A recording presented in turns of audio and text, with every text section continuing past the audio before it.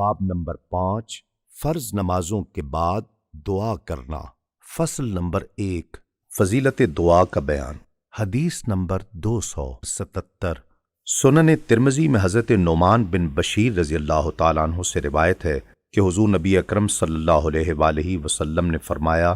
دعا عین عبادت ہے۔ پھر آپ صلی اللہ علیہ وآلہ وسلم نے بطور دلیل یہ آیت تلاوت فرمائی، اور تمہارے رب نے فرمایا ہے تم لوگ مجھ سے دعا کیا کرو، میں ضرور قبول کروں گا۔ بے شک جو لوگ میری بندگی سے سرکشی کرتے ہیں وہ ان قریب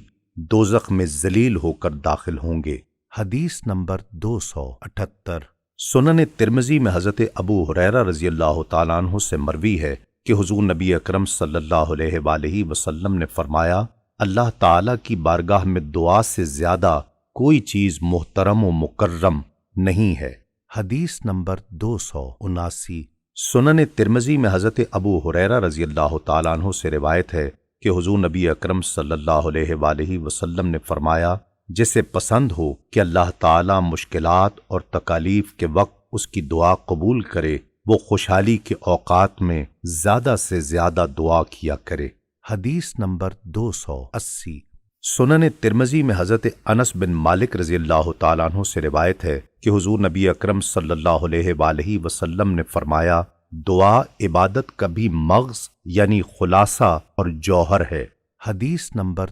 281 سنن ترمذی میں حضرت سلمان رضی اللہ تعالیٰ عنہ سے روایت ہے کہ حضور نبی اکرم صلی اللہ علیہ وآلہ وسلم نے فرمایا، دعا کے علاوہ کوئی چیز تقدیر کو رد نہیں کر سکتی، اور نیکی کے علاوہ کوئی چیز عمر میں اضافہ نہیں کر سکتی۔ حدیث نمبر 282 سنن ترمذی میں حضرت انس بن مالک رضی اللہ تعالیٰ عنہ سے روایت ہے کہ حضور نبی اکرم صلی اللہ علیہ وآلہ وسلم نے فرمایا، اذان اور اقامت کے درمیان مانگی جانے والی دعا رد نہیں ہوتی۔ حدیث نمبر 283 سنن ترمذی میں حضرت انس بن مالک رضی اللہ تعالیٰ عنہ سے مروی ہے کہ میں نے حضور نبی اکرم صلی اللہ علیہ وآلہ وسلم کو فرماتے ہوئے سنا، اللہ تعالیٰ نے فرمایا، اے ابن آدم، جب تک تو مجھ سے دعا کرتا رہے گا اور امید رکھے گا، جو کچھ بھی تو کرتا رہے میں تجھے بخشتا رہوں گا، اور مجھے کوئی پرواہ نہیں۔ اے ابن آدم، اگر تیرے گناہ آسمان کے بادلوں تک پہنچ جائیں پھر بھی تو بخشش مانگے تو میں بخش دوں گا، مجھے کوئی پرواہ نہیں۔ اے ابن آدم، اگر تو زمین بھر کے برابر گناہ بھی لے کر میرے پاس آئے پھر مجھے اس حالت میں ملے کہ تو نے میرے ساتھ کسی چیز کو شریک نہ ٹھہرایا ہو، تو یقیناً میں زمین بھر کے برابر تجھے بخشش عطا کروں گا۔ حدیث نمبر 284 صحیح مسلم میں حضرت ابو درداء رضی اللہ تعالیٰ عنہ سے مروی ہے، حضور نبی اکرم صلی اللہ علیہ وآلہ وسلم نے فرمایا، جب کوئی مسلمان اپنے مسلمان بھائی کے لیے اس کی عدم موجودگی میں دعا کرتا ہے تو مقرر کردہ فرشتہ کہتا ہے، تیرے لیے بھی ایسا ہی ہو جو تو نے اپنے بھائی کے لیے دعا کی ہے۔ حدیث نمبر 285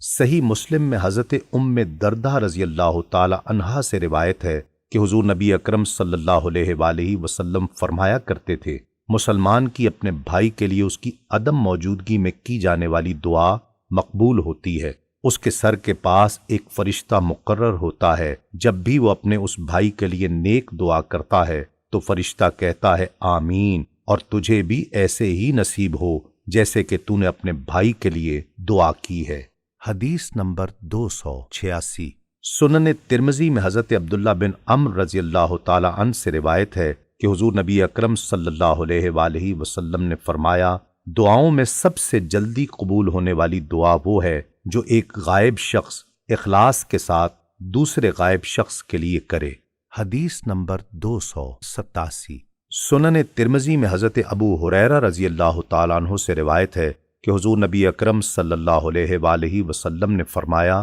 3 قسم کے لوگوں کی دعائیں بلا شک و شبہ مقبول ہیں، مظلوم کی دعا، مسافر کی دعا، اور والد کی اپنی اولاد کے لیے کی گئی بد دعا۔ باب نمبر 5 فصل نمبر 2 فرض نمازوں کے بعد دعا کرنے کا بیان۔ حدیث نمبر 288 سنن ترمذی میں حضرت ابو امامہ رضی اللہ تعالیٰ عنہ سے روایت ہے کہ حضور نبی اکرم صلی اللہ علیہ وآلہ وسلم کی خدمت اقدس میں عرض کیا گیا کس وقت کی دعا زیادہ سنی جاتی ہے؟ آپ صلی اللہ علیہ وآلہ وسلم نے فرمایا رات کے آخری حصے میں کی گئی دعا اور فرض نمازوں کے بعد کی گئی دعا جلد مقبول ہوتی ہے۔ حدیث نمبر 289 متفق علیہ روایت ہے، حضرت مغیرہ بن شعبہ رضی اللہ تعالیٰ عنہ سے روایت ہے کہ حضور نبی اکرم صلی اللہ علیہ وآلہ وسلم ہر فرض نماز کے بعد یوں کہا کرتے تھے، اور بخاری کی روایت میں ہے حضور نبی اکرم صلی اللہ علیہ وآلہ وسلم ہر نماز کے بعد جب سلام پھیرتے تو یوں کہا کرتے تھے، اور مسلم کی روایت میں ہے جب آپ صلی اللہ علیہ وآلہ وسلم نماز سے فارغ ہوتے اور سلام پھیرتے تو اس کے بعد یوں فرماتے، نہیں ہے کوئی معبود مگر اللہ تعالی،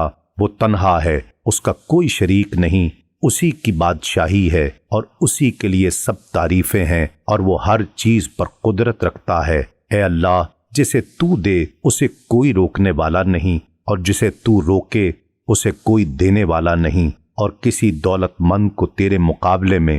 دولت نفع نہیں دے گی۔ حدیث نمبر 290 صحیح بخاری میں حضرت عمرو بن میمون العودی بیان کرتے ہیں کہ حضرت سعد بن ابی وقاص رضی اللہ تعالیٰ عنہ اپنے صاحبزادوں کو ان کلمات کی ایسے تعلیم دیتے جیسے استاد بچوں کو لکھنا سکھاتا ہے، اور فرماتے بے شک رسول اللہ صلی اللہ علیہ وآلہ وسلم ہر نماز کے بعد ان کلمات کے ذریعے اللہ تعالیٰ کی پناہ طلب کیا کرتے تھے۔ آپ صلی اللہ علیہ وآلہ وسلم فرماتے، اے اللہ، میں بزدلی سے تیری پناہ چاہتا ہوں، اور میں ذلت کی زندگی کی طرف لوٹائے جانے سے تیری پناہ چاہتا ہوں، اور دنیا کے فتنے سے تیری پناہ مانگتا ہوں، اور عذاب قبر سے تیری پناہ مانگتا ہوں۔ حضرت عمرو بن میمون بیان کرتے ہیں، جب میں نے یہ حدیث حضرت مصعب بن سعد کے سامنے بیان کی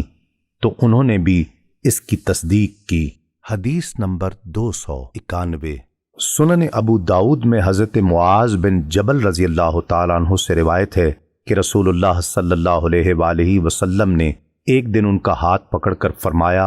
اے معاذ، میں تم سے محبت کرتا ہوں۔ حضرت معاذ رضی اللہ تعالیٰ عنہ نے عرض کیا، یا رسول اللہ، میرے ماں باپ آپ پر قربان ہوں، میں بھی آپ سے محبت کرتا ہوں۔ پھر آپ صلی اللہ علیہ وآلہ وسلم نے فرمایا، اے معاذ، میں تمہیں نصیحت کرتا ہوں کہ ہر نماز کے بعد یہ دعا مانگنا ہرگز نہ چھوڑنا، اے اللہ، اپنے ذکر، شکر اور اچھی طرح عبادت کی ادائیگی میں میری مدد فرما۔ پھر حضرت معاذ نے سنابہی کو اس دعا کی نصیحت کی، اور انہوں نے ابو عبد الرحمن کو نصیحت کی کہ ہر نماز کے بعد یہ دعا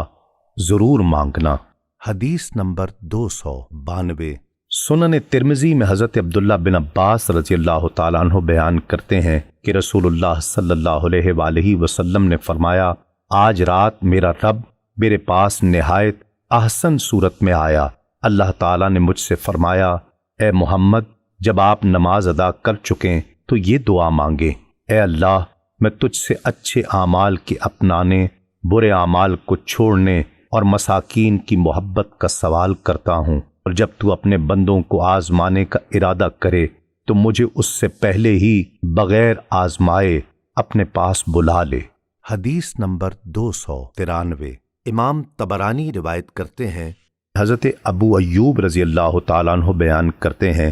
کہ میں نے جب بھی حضور نبی اکرم صلی اللہ علیہ وآلہ وسلم کی اقتداء میں نماز پڑھی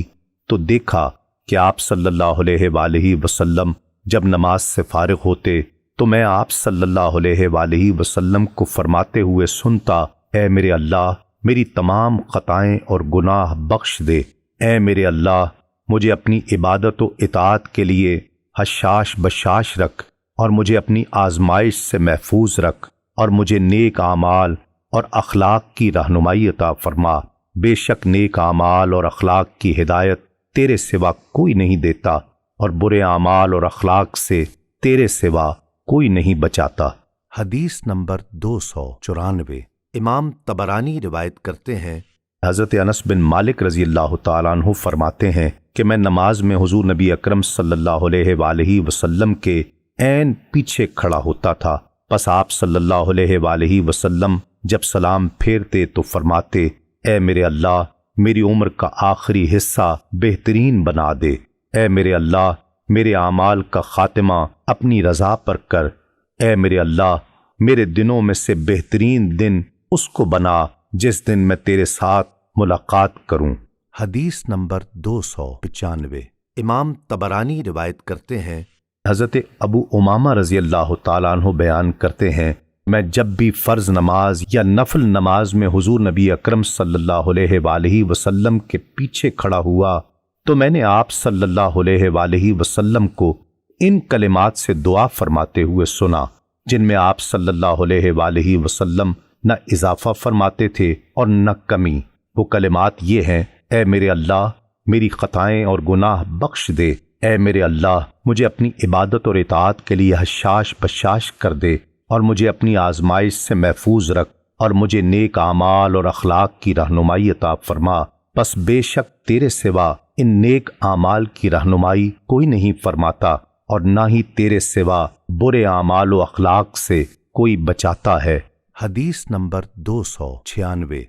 سنن نسائی میں مروان سے روایت ہے کہ ان کی موجودگی میں حضرت کعب احبار رضی اللہ تعالیٰ عنہ نے حلف اٹھایا، اس ذات کی قسم جس نے حضرت موسیٰ علیہ السلام کے لیے دریا کو چیر دیا، ہم نے تو رات میں دیکھا ہے کہ حضرت داؤد علیہ السلام جب نماز سے فارغ ہوتے تو وہ یعنی حضرت داؤد علیہ السلام یوں دعا کرتے، اے اللہ وہ دین جس سے میرا بچاؤ ہے اسے درست فرما دے، اور میری دنیا جس میں میرا رزق ہے اس کی اصلاح فرما، اے اللہ میں تیرے غضب سے تیری رضا مندی کی پناہ طلب کرتا ہوں اور تیرے عذاب سے تیری معافی کی پناہ مانگتا ہوں۔ تو جو کچھ عطا کرے اسے کوئی روکنے والا نہیں، اور جو تو روک لے اسے کوئی دینے والا نہیں ہے، اور مالدار کا مال تیرے نزدیک کسی کام نہ آئے گا۔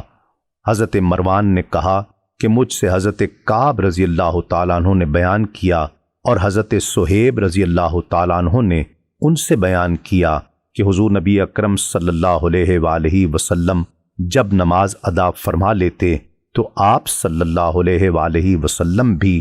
یہ کلمات ارشاد فرماتے۔ حدیث نمبر 297۔ صحیح مسلم میں حضرت ابو زبیر سے روایت ہے کہ انہوں نے بیان کیا کہ حضرت عبداللہ بن زبیر رضی اللہ تعالیٰ عنہ ہر نماز میں سلام پھیرنے کے بعد دعا میں کہا کرتے تھے، اللہ تعالیٰ کے سوا کوئی معبود نہیں، وہ اکیلا ہے، اس کا کوئی شریک نہیں، اسی کے لیے بادشاہی ہے اور اسی کے لیے تمام تعریفیں ہیں، اور وہ ہر شے پر قدرت رکھتا ہے، اللہ تعالیٰ کے سوا کوئی غالب آنے والا اور قوت رکھنے والا نہیں، اور ہم سوائے اس کے کسی کی عبادت نہیں کرتے، اس کے لیے تمام نعمتیں ہیں اور اسی کے لیے فضل اور تمام اچھی تعریفیں ہیں، اللہ تعالیٰ کے سوا کوئی معبود نہیں، اسی کا دین خالص ہے، اگرچہ کافروں کو یہ ناگوار گزرے۔ اور امام شافعی کی روایت کے الفاظ ہیں، رسول اللہ صلی اللہ علیہ وآلہ وسلم ان کلمات کو ہر نماز کے بعد بلند آواز سے ادا فرماتے تھے، پھر آگے اسی طرح حدیث ذکر کی۔ حدیث نمبر 298۔ سنن ابو داؤد میں حضرت ارزق بن قیس رضی اللہ تعالیٰ عنہ کا بیان ہے کہ ایک امام نے ہمیں نماز پڑھائی جن کی کنیت ابو رمسا تھی۔ انہوں نے فرمایا کہ میں نے یہ نماز یا اس جیسی نماز حضور نبی اکرم صلی اللہ علیہ وآلہ وسلم کے ساتھ پڑھی ہے۔ فرمایا کہ حضرت ابو بکر اور حضرت عمر رضی اللہ تعالی عنہما پہلی صف میں دائیں جانب کھڑے تھے، اور ایک آدمی نماز کی تکبیر اولیٰ میں آ شامل ہوا۔ جب حضور نبی اکرم صلی اللہ علیہ وآلہ وسلم نے نماز پڑھا لی تو دائیں جانب سلام پھیرا، یہاں تک کہ آپ صلی اللہ علیہ وآلہ وسلم کے رخساروں کی سفیدی ہم نے دیکھی، پھر ایسے ہی مڑے جیسے ابو رمسا مڑے ہیں، یعنی وہ خود۔ پس جو شخص تکبیر اولیٰ میں آ کر شامل ہوا تھا کھڑا ہو کر دوگانہ پڑھنے لگا، پس حضرت عمر رضی اللہ تعالیٰ عنہ اس کی طرف جھپٹے اور اسے کندھوں سے پکڑ کر ہلایا، پھر فرمایا کہ بیٹھ جاؤ، کیونکہ اہل کتاب صرف اس وجہ سے ہلاک ہوئے کہ ان کی نمازوں کے درمیان وقفہ نہیں رہتا تھا۔ حضور نبی اکرم صلی اللہ علیہ وآلہ وسلم نے نگاہ مبارک اٹھائی اور فرمایا، اے ابن خطاب، اللہ تعالیٰ نے تمہیں صحیح بات کی توفیق مرحمت فرمائی ہے۔ حدیث نمبر 299۔ امام ابن جریر طبری روایت کرتے ہیں، امام عبد بن حمید، امام ابن جریر، امام ابن منذر، امام ابن ابی حاتم اور امام ابن مردویہ نے حضرت عبداللہ بن عباس رضی اللہ تعالیٰ عنہ کی طرف سے اللہ تعالیٰ کے اس فرمان فَإِذَا فَرَغْتَ فَانْصَبْ میں روایت کیا ہے کہ اس سے مراد یہ ہے کہ اے محبوب، جب آپ نماز سے فارغ ہو جائیں تو دعا میں مشغول ہو جایا کریں اور اللہ تعالیٰ سے مانگا کریں اور اسی کی طرف کامل یکسوئی سے راغب ہوا کریں۔ حدیث نمبر 300۔ امام سیوطی بیان کرتے ہیں، حضرت عبداللہ بن مسعود رضی اللہ تعالیٰ عنہ بیان کرتے ہیں کہ فَإِذَا فَرَغْتَ یعنی جب آپ نماز سے فارغ ہو جائیں، فَانْصَبْ تو دعا میں مشغول ہو جائیں، وَإِلَىٰ رَبِّكَ فَارْغَب اور سوال کرنے میں اپنے رب کی طرف ہی راغب ہوا کریں۔ حدیث نمبر 301۔ امام سیوطی بیان کرتے ہیں، امام عبد الرزاق اور امام عبد بن حمید، امام ابن جریر اور امام ابن منذر نے حضرت قتادہ رضی اللہ تعالی عنہ سے روایت کی ہے، فَإِذَا فَرَغْتَ فَانْصَبْ سے مراد یہ ہے کہ جب اپنی نماز سے فارغ ہو جائیں تو خود کو دعا میں مشغول کر لیں۔ حدیث نمبر 302۔ امام فخر الدین رازی اور سیوطی بیان کرتے ہیں،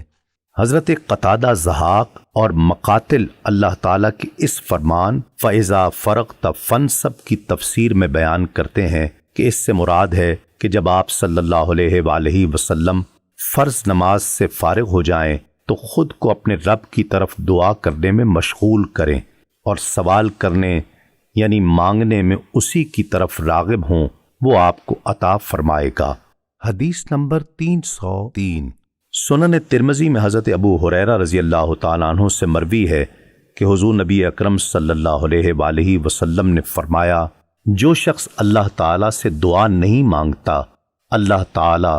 اس پر غضب فرماتا ہے۔ حدیث نمبر 304۔ سنن ابی داؤد میں حضرت عبداللہ بن مسعود رضی اللہ تعالیٰ عنہ سے مروی ہے کہ رسول اللہ صلی اللہ علیہ وآلہ وسلم 3 دفعہ دعا اور 3 دفعہ استغفار کرنا پسند فرمایا کرتے تھے۔ باب نمبر 5، فصل نمبر 3، دعا میں ہاتھ اٹھانے کا بیان۔ حدیث نمبر 305۔ صحیح بخاری میں حضرت ابو موسیٰ اشعری رضی اللہ تعالیٰ عنہ فرماتے ہیں کہ حضور نبی اکرم صلی اللہ علیہ وآلہ وسلم نے دعا کی اور اپنے دونوں ہاتھ اٹھائے، یہاں تک کہ میں نے آپ صلی اللہ علیہ وآلہ وسلم کے مبارک بغلوں کی سفیدی دیکھی۔ حدیث نمبر 306۔ صحیح بخاری میں حضرت انس رضی اللہ تعالیٰ عنہ فرماتے ہیں کہ حضور نبی اکرم صلی اللہ علیہ وآلہ وسلم نے دعا کے لیے ہاتھ اٹھائے، یہاں تک کہ میں نے آپ صلی اللہ علیہ وآلہ وسلم کی بغل مبارک کی سفیدی دیکھی۔ حدیث نمبر 307۔ صحیح بخاری میں حضرت عبداللہ بن عمر رضی اللہ تعالیٰ عنہ فرماتے ہیں کہ حضور نبی اکرم صلی اللہ علیہ وآلہ وسلم نے اپنے ہاتھ اٹھائے عرض کیا، اے اللہ، جو خالد نے کیا میں تیری بارگاہ میں اس سے بری ہوں۔ حدیث نمبر 308۔ سنن ترمذی میں حضرت عمر بن خطاب رضی اللہ تعالیٰ عنہ سے روایت ہے کہ حضور نبی اکرم صلی اللہ علیہ وآلہ وسلم دعا کے لیے ہاتھ اٹھاتے تو اپنے چہرے اقدس پر پھیرنے سے پہلے ہاتھ نیچے نہ کرتے تھے۔ حدیث نمبر 309۔ سنن ابو داؤد میں حضرت صائب بن یزید رضی اللہ تعالیٰ عنہ اپنے والد سے روایت کرتے ہیں کہ حضور نبی اکرم صلی اللہ علیہ وآلہ وسلم جب دعا فرماتے تو اس کے لیے اپنے دونوں ہاتھ مبارک اٹھاتے، پھر دعا کے بعد اپنے چہرہ انور پر ہاتھ پھیرتے۔ حدیث نمبر 310۔ سنن ترمذی میں حضرت ابو ہریرہ رضی اللہ تعالیٰ عنہ بیان کرتے ہیں کہ رسول اللہ صلی اللہ علیہ وآلہ وسلم نے فرمایا، جب بھی کوئی شخص دعا کے لیے ہاتھ اٹھاتا ہے اور اتنے بلند کرتا ہے یہاں تک کہ اس کی بغل کی سفیدی ظاہر ہو جاتی ہے، پھر وہ جو کچھ اللہ تعالیٰ سے مانگتا ہے اللہ تعالیٰ اسے عطا فرما دیتا ہے، جب تک کہ وہ جلدی نہ کرے۔ صحابہ کرام نے عرض کیا، یا رسول اللہ جلدی سے کیا مراد ہے؟ آپ صلی اللہ علیہ وآلہ وسلم نے فرمایا اس طرح کہے میں نے مانگا لیکن مجھے کچھ نہ دیا گیا۔ حدیث نمبر 311۔ امام ابن حبان روایت کرتے ہیں، حضرت عبداللہ بن عمر رضی اللہ تعالی عنہ بیان کرتے ہیں کہ رسول اللہ صلی اللہ علیہ وآلہ وسلم نے فرمایا بے شک تمہارا رب بڑا حیادار اور کریم ہے، وہ اس بات سے حیا محسوس کرتا ہے کہ اس کا کوئی بندہ اس کے سامنے دعا کے لیے ہاتھ اٹھائے اور وہ انہیں خالی لوٹا دے۔ پس جب بھی تم میں سے کوئی دعا کے لیے ہاتھ اٹھائے تو یوں کہے یا حی لا الہ الا انت یا ارحم الراحمین، یہ کلمات 3 بار دہرائے، پھر جب وہ اپنے ہاتھوں کو واپس ہٹائے تو وہ انہیں اپنے چہرے پر پھیر لے۔ حدیث نمبر 312۔ امام عبد الرزاق روایت کرتے ہیں، امام زہری فرماتے ہیں کہ رسول اللہ صلی اللہ علیہ وآلہ وسلم دعا میں اپنے ہاتھ مبارک سینہ اقدس تک بلند فرماتے اور پھر دعا کے بعد ان کو اپنے چہرہ انور پر پھیر لیتے۔ اس حدیث کو امام عبد الرزاق نے روایت کیا ہے اور وہ فرماتے ہیں کہ میں نے امام معمر کو اکثر دعا میں ایسے کرتے دیکھا اور میرا اپنا معمول بھی یہی ہے۔ حدیث نمبر 313۔ امام طبرانی روایت کرتے ہیں، حضرت عبداللہ بن عباس رضی اللہ تعالیٰ عنہ فرماتے ہیں کہ حضور نبی اکرم صلی اللہ علیہ وآلہ وسلم جب دعا فرماتے تو اپنی مبارک ہتھیلیوں کو اپنے رخ زیبا کی طرف فرما لیتے۔ حدیث نمبر 314۔ امام احمد بن حنبل روایت کرتے ہیں، حضرت خلاد بن صائب انصاری رضی اللہ تعالیٰ عنہ بیان کرتے ہیں کہ حضور نبی اکرم صلی اللہ علیہ وآلہ وسلم جب دعا فرماتے تو اپنی ہتھیلیوں کو اپنے چہرہ انور کے سامنے کر لیتے۔ حدیث نمبر 315۔ سنن ابو داؤد میں حضرت انس بن مالک رضی اللہ تعالیٰ عنہ بیان کرتے ہیں کہ میں نے حضور نبی اکرم صلی اللہ علیہ وآلہ وسلم کو دعا کرتے ہوئے دیکھا اور آپ صلی اللہ علیہ وآلہ وسلم نے اپنی ہتھیلیوں کے باطن اور نماز استسقاء میں ظاہر کو یوں کیا ہوا تھا۔ حدیث نمبر 316۔ امام طبرانی روایت کرتے ہیں، حضرت سلمان رضی اللہ تعالیٰ عنہ حضور نبی اکرم صلی اللہ علیہ وآلہ وسلم سے روایت کرتے ہیں کہ آپ صلی اللہ علیہ وآلہ وسلم نے فرمایا بے شک اللہ کو اس بات سے حیا آتی ہے کہ اس کا بندہ دعا کے لیے اس کے سامنے ہاتھ اٹھائے اور وہ انہیں خالی بغیر ان میں کچھ ڈالے لوٹا دے۔ حدیث نمبر 317۔ امام طبرانی روایت کرتے ہیں، حضرت انس بن مالک رضی اللہ تعالیٰ عنہ بیان کرتے ہیں کہ حضور نبی اکرم صلی اللہ علیہ وآلہ وسلم نے فرمایا جب کوئی بندہ دعا کرتا ہے اور اپنے ہاتھ کو اٹھاتا ہے اور اللہ تعالیٰ سے مانگتا ہے تو اللہ تعالیٰ فرماتا ہے بے شک میں اپنے اس بندے سے حیا کرتا ہوں کہ میں اس کی دعا کو رد کر دوں۔ حدیث نمبر 318۔ امام دارقطنی روایت کرتے ہیں، حضرت علی رضی اللہ تعالیٰ عنہ بیان کرتے ہیں کہ رسول اللہ صلی اللہ علیہ وآلہ وسلم نے فرمایا بے شک تمہارا رب بڑا حیادار اور سخی ہے، اسے اس بات سے حیا آتی ہے کہ کوئی بندہ دعا کے لیے اس کے سامنے اپنے ہاتھ اٹھائے اور وہ انہیں خالی ان میں خیرات ڈالے بغیر واپس لوٹا دے۔ حدیث نمبر 319۔ سنن ابو داؤد میں حضرت عبداللہ بن عباس رضی اللہ تعالیٰ عنہ سے مروی ہے کہ حضور نبی اکرم صلی اللہ علیہ وآلہ وسلم نے فرمایا دیواروں کو پردوں سے نہ چھپایا کرو، اور جو شخص اپنے بھائی کے خط میں بغیر اس کی اجازت کے دیکھتا ہے بے شک وہ جہنم کی آگ میں دیکھتا ہے۔ اللہ تعالیٰ سے ہتھیلیاں اوپر کر کے سوال کیا کرو اور ہاتھوں کی پشت اوپر نہ رکھا کرو، اور جب فارغ ہو جاؤ تو انہیں چہروں پر مل لیا کرو۔ حدیث نمبر 320۔ امام ابن ابی شیبہ روایت کرتے ہیں، اسود عامری اپنے والد سے روایت کرتے ہیں کہ میں نے حضور نبی اکرم صلی اللہ علیہ وآلہ وسلم کی مائیت میں نماز فجر ادا کی، پس جب آپ صلی اللہ علیہ وآلہ وسلم نے سلام پھیرا تو ایک طرف رخ انور موڑ کر اپنے دونوں مبارک ہاتھ اٹھائے اور دعا فرمائی۔ حدیث نمبر 321۔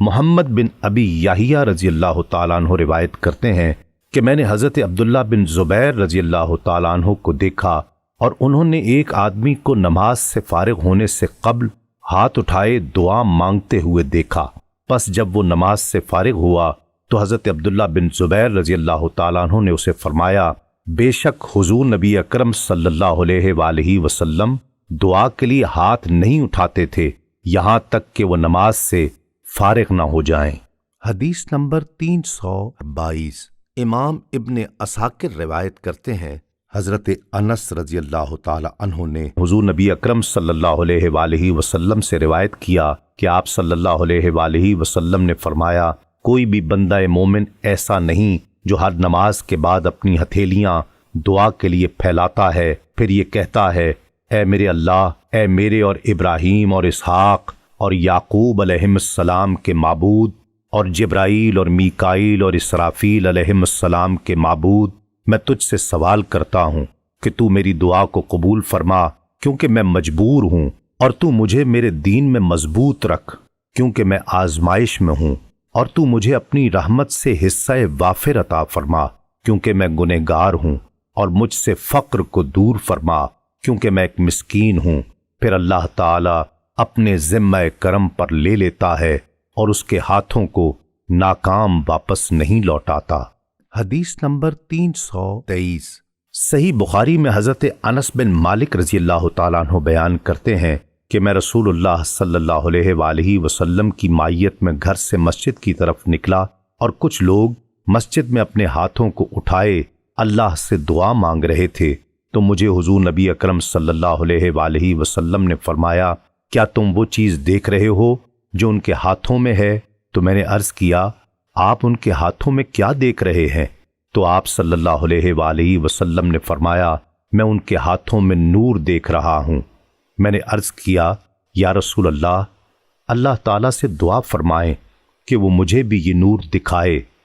حضرت انس بیان کرتے ہیں، پھر آپ صلی اللہ علیہ وآلہ وسلم نے فرمایا، اے انس جلدی کرو یہاں تک کہ ہم بھی ان لوگوں کے ساتھ دعا میں شریک ہو سکیں۔ پس میں حضور نبی اکرم صلی اللہ علیہ وآلہ وسلم کے ساتھ جلدی جلدی ان لوگوں کی طرف گیا، پھر ہم نے بھی دعا کے لیے ہاتھ اٹھا لیے۔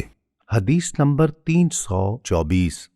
سنن ترمذی میں حضرت فضل بن عباس رضی اللہ تعالیٰ عنہ روایت کرتے ہیں کہ رسول اللہ صلی اللہ علیہ وآلہ وسلم نے فرمایا، نماز نفل 2 رکعتیں ہیں، ہر 2 رکعت کے بعد تشہد ہے، خشوع و خضوع سکون، اور اپنے رب کی طرف ہاتھوں کو دعا میں اس طرح اٹھانا کہ ان کا اندرونی حصہ منہ کی جانب رہے، اور پھر کہنا، اے رب، جس نے ایسا نہ کیا وہ ایسا ہے، وہ ایسا ہے۔ حدیث نمبر 325۔ سنن ابو داؤد میں حضرت مطلب رضی اللہ تعالیٰ عنہ روایت کرتے ہیں کہ حضور نبی اکرم صلی اللہ علیہ وآلہ وسلم نے فرمایا، نماز کی 2 رکعتیں ہیں، ہر 2 رکعت پر تشہد ہے، اور نماز سے فراغت کے بعد بندہ اپنے پروردگار کی بارگاہ میں اپنی مصیبت و غربت کا حال عرض کرتا ہے، دونوں ہاتھ پھیلا کر کہتا ہے، یا اللہ یہ عطا فرما، وہ عطا فرما، یا اللہ۔ جو ایسا نہ کرے اس کی نماز نامکمل ہے۔ امام ابن خزیمہ اپنی صحیح میں اس حدیث کی تخریج کے بعد بیان فرماتے ہیں، اس حدیث میں دعا میں ہاتھ اٹھانے کی مزید شرح ہے، اور یہ کہ دعا مانگنے والے کو کہنا چاہیے، اے میرے اللہ، اے میرے اللہ۔ اور لیس کی روایت میں ہے کہ دعا مانگنے والا اپنے دونوں ہاتھ اللہ کی طرف اٹھائے اور انہیں اپنے چہرے کے سامنے رکھے اور یہ کہے، اے میرے رب، اے میرے رب، اور رفع یدین اور سلام سے پہلے تشہد سنت نماز میں سے نہیں ہے، اور یہ چیز اس بات پر دلالت کرتی ہے کہ رفع یدین اور دعا اور سوال کرنا سلام کے بعد ہے، یعنی دونوں طرف سلام پھیرنے کے بعد اور نماز مکمل کرنے کے بعد دونوں ہاتھ اٹھا کر دعا کرنی چاہیے۔ حدیث نمبر 326۔ سنن ابو داؤد میں حضرت عبداللہ بن عباس رضی اللہ تعالیٰ عنہ فرماتے ہیں، مانگنے کا طریقہ یہ ہے کہ اپنے دونوں ہاتھ اپنے کندھوں تک اٹھاؤ یا ان کے برابر، اور استغفار ایک انگلی سے اشارہ کرنا ہے، اور اظہار عجز دونوں ہاتھوں کا اکٹھے پھیلانا ہے۔ اور حضرت عباس بن عبداللہ بن معبد بن عباس رضی اللہ تعالی عنہ اسی حدیث کی روایت میں فرماتے ہیں کہ اظہار عجز اس طرح ہے، پھر انہوں نے اپنے دونوں ہاتھ اٹھائے اور ان کی پشت اپنے چہرے کے سامنے رکھی۔ حدیث نمبر 327۔ سنن ابن ماجہ میں حضرت عبداللہ بن عباس رضی اللہ تعالیٰ عنہ سے روایت ہے کہ حضور نبی اکرم صلی اللہ علیہ وآلہ وسلم نے فرمایا، جب اللہ سے دعا کرو تو اپنے ہاتھ کی ہتھیلیوں سے دعا کیا کرو، نہ کہ ان کی پشت سے، اور جب دعا سے فارغ ہو جاؤ تو اپنے ہاتھوں کو منہ پر مل لو۔ حدیث نمبر 328۔ امام بہقی نے شعب الایمان میں فرمایا، آداب دعا میں سے ہے انسان کا ہمیشہ دعا پر استقامت اختیار کرنا، خواہ وہ خوشحالی میں ہو، اور دعا کو صرف سختی اور مصیبت کے وقت کے ساتھ خاص نہ کرنا، اور یہ کہ دعا کے آغاز اور آخر میں حضور نبی اکرم صلی اللہ علیہ وآلہ وسلم پر درود بھیجنا، اور یہ کہ اپنی تمام نمازوں کے بعد دعا کرنا، اور یہ کہ دونوں ہاتھوں کو دعا میں اپنے کندھوں کے برابر بلند کرنا، اور یہ کہ دعا سے فارغ ہو کر اپنے ہاتھوں کو چہرے پر پھیرنا۔ حدیث نمبر 329۔ امام ابو زکریا یحییٰ بن شرف نووی نے فرمایا، ہمارے علماء کرام اور بعض دیگر نے کہا ہے کہ ہر دعا میں جو کسی مصیبت جیسے قحط وغیرہ کے ٹالنے کے لیے ہو، ہاتھ اٹھانا سنت ہے، اور وہ اس طرح کہ اپنی ہتھیلیوں کی پشت آسمان کی طرف کرے۔ اس حدیث کو دلیل بناتے ہوئے بعض لوگوں نے حضرت انس رضی اللہ تعالیٰ عنہ کا قول بیان کیا ہے کہ حضور نبی اکرم صلی اللہ علیہ وآلہ وسلم نماز استسقاء کے علاوہ دعا میں ہاتھ